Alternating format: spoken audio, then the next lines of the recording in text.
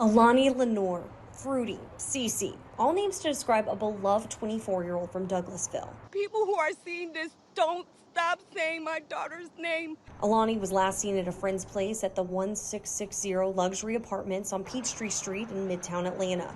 But that was a week ago. Now try to imagine yourself not hearing from your loved one for that length amount of time. It's a nightmare. Friends and family tell CBS 46 that Atlanta police are investigating the disappearance as suspicious. This is not her behavior. She would not leave, for no reason. There's no reason. So that's why we know she had to have been taken. So her parents are pleading with the people who have her. We ask you to please allow us to see our daughter again. Allow us to know the outcome of her well-being. And they have a direct message for Alani. Alani, if you can hear me, your mother and your father, we love you very much, and we will not stop until you are found. This is not the end of your story. This is only the beginning. Please fight. Keep fighting.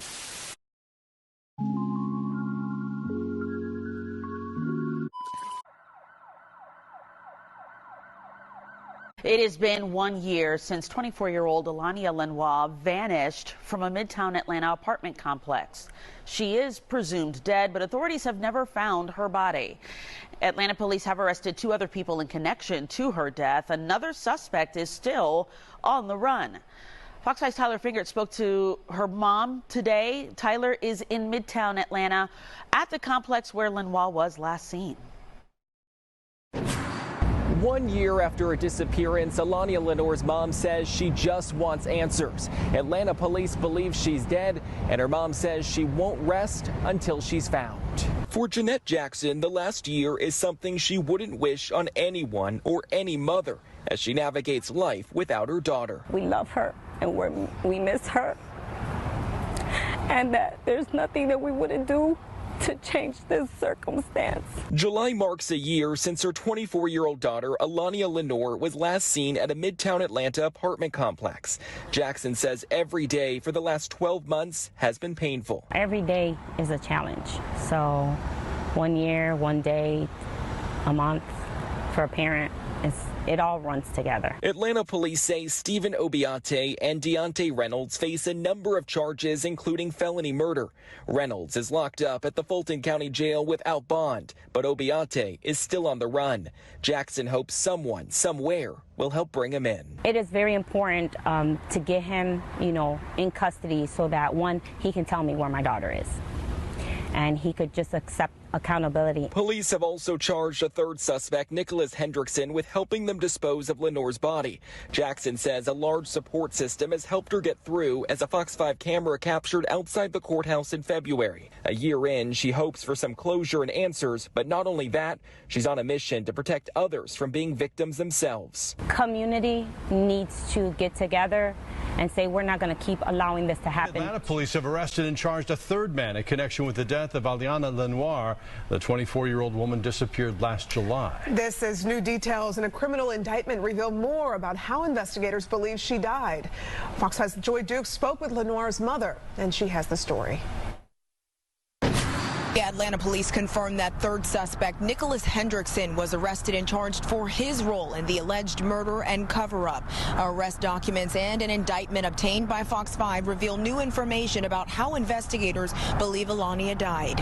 A 13-count indictment handed down by a Fulton County grand jury names 3 men in connection with the death of 24-year-old Allahnia Lenoir, the woman last seen at this Midtown apartment complex in late July. Atlanta police say these 2 men, Stephen Abate and Deontay Reynolds, face a number of charges, including felony murder, and now a third suspect, Nicholas Hendrickson, has been charged for his role in helping them dispose of her body. Lenoir's mother, Jeanette Jackson, tells Fox 5 she was somewhat relieved to learn about the arrest, but not surprised there was more to the story. I'm not shocked because it never felt like, an accident or, It never felt like that to me. According to Fulton County court documents, Abate and Reynolds provided Lenoir with opiates that night inside the apartment. Investigators believe when she showed signs she was in need of medical attention, the 2 men avoided calling 911 in an effort to cover it up. The indictment goes on to say Reynolds secured a lease on that apartment using a fake name and identity. Now you're backtracking, trying to say she did this to herself. Well, I'm going to say to you, if she did, then why are you guys running? Why is there a fugitive?